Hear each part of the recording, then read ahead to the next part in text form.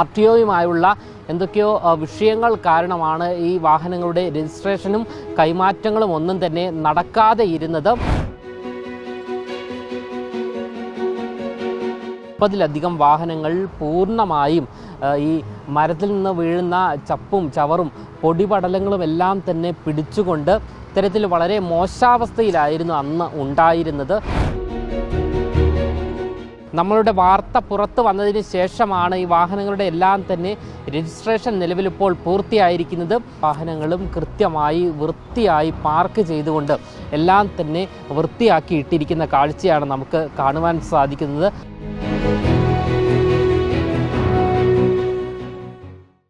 നമസ്കാരം. ഇക്കഴിഞ്ഞ ആഴ്ച നമ്മളൊരു വാർത്ത പുറത്ത് വിട്ടിരുന്നു. അതായത് തിരുവനന്തപുരം PMG ജംഗ്ഷനിലുള്ള പൊതുമരാമത്ത് വകുപ്പ് എക്സിക്യൂട്ടീവ് എഞ്ചിനീയറുടെ കാര്യാലയത്തിൻ്റെ അതായത് ആ ഒരു ഓഫീസിന് ഉള്ളിൽ നിരവധി ബൊലേറോ വാഹനങ്ങൾ നിർത്തിയിട്ടിരിക്കുന്നു.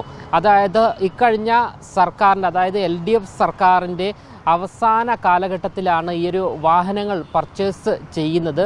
30-ലധികം വരുന്ന വാഹനങ്ങൾ ഈ ഒരു പൊതുമരാമത്ത് വകുപ്പ് എക്സിക്യൂട്ടീവ് എഞ്ചിനീയറുടെ കാര്യാലയത്തിന് ഉള്ളിൽ ഇത്തരത്തിൽ വാങ്ങിയിട്ടിരിക്കുകയാണ്. അതായത് നിരവധി വാഹനങ്ങൾ പൊടിപടലങ്ങളും ചപ്പ് ചവറുകളും എല്ലാം തന്നെ ആ ഒരു വാഹനത്തിന് മുകളിൽ ഇരിക്കുന്ന സാഹചര്യം. ഈ വാഹനങ്ങളുടെ ഒന്നും തന്നെ രജിസ്ട്രേഷൻ കഴിഞ്ഞിരുന്നില്ല. എന്നാൽ ഇപ്പോൾ ആ വാഹനങ്ങളുടെ രജിസ്ട്രേഷൻ എല്ലാം തന്നെ പൂർത്തിയായിരിക്കുന്നു. നമ്മളുടെ വാർത്ത പുറത്തു വന്നതിന് ശേഷമാണ് ഈ വാഹനങ്ങളുടെ എല്ലാം തന്നെ രജിസ്ട്രേഷൻ നിലവിലിപ്പോൾ പൂർത്തിയായിരിക്കുന്നത്. അതുകൂടാതെ ഈ നമുക്ക് ദൃശ്യങ്ങളിൽ കാണുവാൻ സാധിക്കും വാഹനങ്ങളെല്ലാം തന്നെ കഴുകി വൃത്തിയാക്കി ഇത്തരത്തിൽ പാർക്ക് ചെയ്ത് ഈ ഒരു കാര്യാലയത്തിന് ഉള്ളിൽ നിർത്തിയിരിക്കുകയാണ്. PWD വകുപ്പിൻ്റെ വാഹനങ്ങളാണ് എന്നാണ് നമുക്ക് മനസ്സിലാക്കാൻ സാധിക്കുന്നത്. ഉദ്യോഗസ്ഥരുമായി ഉൾപ്പെടെ നമ്മൾ സംസാരിച്ചിരുന്നു. അപ്പോൾ അവരാണ് പറഞ്ഞത് ഇത് PWD വകുപ്പിൻ്റെ വാഹനങ്ങൾ തന്നെയാണ്. 30-ലധികം വരുന്ന വാഹനങ്ങളാണ് ഉണ്ടായിരുന്നത്. നമ്മുടെ വാർത്ത പുറത്ത് വന്നതിന് ശേഷം ഇതാ നമുക്ക് ദൃശ്യങ്ങളിൽ കാണുന്നത് പോലെ എല്ലാ വാഹനങ്ങൾക്കും കൃത്യമായി നമ്പർ പ്ലേറ്റ് പതിപ്പിച്ചിരിക്കുന്നു. ഇതിൻ്റെ രജിസ്ട്രേഷൻ നടന്നിരിക്കുന്നു. അന്ന് നമ്മൾ റിപ്പോർട്ട് ചെയ്തപ്പോൾ കൃത്യമായി പറഞ്ഞിരുന്നു RTOയുമായുള്ള എന്തൊക്കെയോ വിഷയങ്ങൾ കാരണമാണ് ഈ വാഹനങ്ങളുടെ രജിസ്ട്രേഷനും കൈമാറ്റങ്ങളും ഒന്നും തന്നെ നടക്കാതെ ഇരുന്നത്. നിലവിലിപ്പോൾ ആ രജിസ്ട്രേഷൻ എല്ലാം തന്നെ പൂർത്തിയായിരിക്കുന്നു. അതിൻ്റെ ദൃശ്യങ്ങളാണ് നമുക്ക് കാണുവാൻ സാധിക്കുന്നത്. എന്തായാലും നമ്മൾ അന്ന് ഈ എക്സിക്യൂട്ടീവ് എഞ്ചിനീയറുടെ കാര്യാലയത്തിന് ഉള്ളിൽ കയറി വീഡിയോ എടുത്തപ്പോൾ വ്യക്തമായിരുന്നു. അതായത് ഈ 30-ലധികം വാഹനങ്ങൾ പൂർണ്ണമായും ഈ മരത്തിൽ നിന്ന് വീഴുന്ന ചപ്പും ചവറും പൊടിപടലങ്ങളും എല്ലാം തന്നെ പിടിച്ചുകൊണ്ട് ഇത്തരത്തിൽ വളരെ മോശാവസ്ഥയിലായിരുന്നു അന്ന് ഉണ്ടായിരുന്നത്.